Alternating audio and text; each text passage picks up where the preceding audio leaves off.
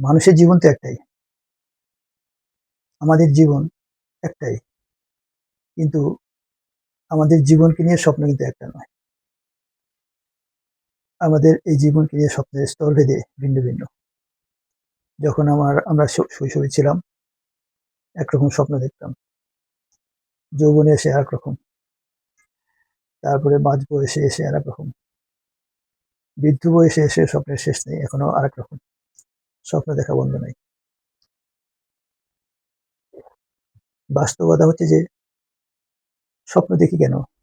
স্বপ্ন দেখি যে আমরা কিভাবে সম্পদশালী হব, কিভাবে শিক্ষিত হব তা সম্পদ দেখি না। কিভাবে সার্টিফিকেট পাবো, কিভাবে আমরা আ অ অর্থশালী হব, ক্ষমতাশালী হব। কিন্তু এই ক্ষমতা, অর্থ এইগুলাই কিন্তু মানব জীবনের সবকিছু নয়। আমার যেটা স্বপ্ন হওয়া উচিত যে মানুষ হওয়ার স্বপ্ন। সেটা আবার কি? সেটা আমাদের ধর্মে আ খুব সুন্দরভাবে ব্যক্ত করছে। যে মানুষ হোক, হ্যাঁ? আদম সন্তান হিসেবে আমরা আ দাবি করি। আমরা আদম সন্তান নই। আদম সন্তান হতে গেলে যে বৈশিষ্ট্যগুলো আমার থাকা দরকার সেগুলো যদি না থাকে আদম সন্তান হতে পারে। মানুষকে আল্লাহ তাআলার তার প্রতিনিধি হিসেবে পাঠিয়েছে। তার মানে কি আল্লাহ তাআলা সমস্ত গুণাগুণ দিয়ে পাঠিয়েছে। কিন্তু আমরা বাস্তবে সেই গুণাগুণকে আমরা ধারণ করি না, মানি না। ফলে আমরা আর মানুষ না। সমাজে আমি যা দেখি, আমি মানুষ দেখি না।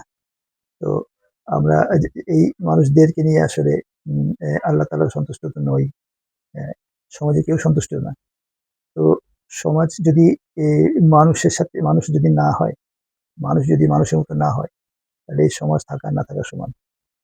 তো আমাদের সমাজ বিবর্তনকে ঠিক করতে হলে মানুষ হতে হবে। মানুষ হতে হলে খালি ওই ছোটবেলা থেকে স্বপ্ন যে আমি অর্থশালী, বিত্তশালী, ক্ষমতাশালী, সম্পদশালী হব। আর বাংলাদেশে আরেকটা ট্রেন্ড হচ্ছে যে রাজনীতিশালী হব।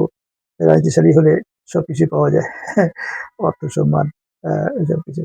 তো এইসব জিনিসগুলো যতদিন এই সমাজে অটুট থাকবে, আমাদের সমাজের চরিত্র পাল্টাবে না। আমরা উন্নত ও দেশের কথা বাদ দিলাম। আমাদের প্রতিবেশী যে রাষ্ট্রগুলো আছে, ঘুরে আসেন না, একটু ঘুরে আসেন। বেশি দূরে যেতে হবে না।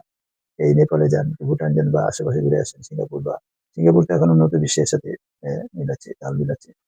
এইসব শ্রীলঙ্কা যান, হ্যাঁ? দেখবেন যে তারা কত মানুষ হিসেবে কতটা তারা যোগ্য, মানুষের মধ্যে কতটা নাগরিকত্ববোধ বা নাগরিকের দায়িত্ববোধ তাদের মধ্যে সচেষ্ট। তো এই সবগুলাকে যখন থাকবে, সমাজ তখন সুন্দরভাবে চলবে, দেশও সুন্দরভাবে চলবে। দেশের যারা শাসন ব্যবস্থা কন্ট্রোল করে তারাও সুন্দরভাবে চলবে। এই সিন্ডিকেট-ফিন্ডিকেট দিয়ে দেশ শান্তি হবে না আমার মনে হয় না।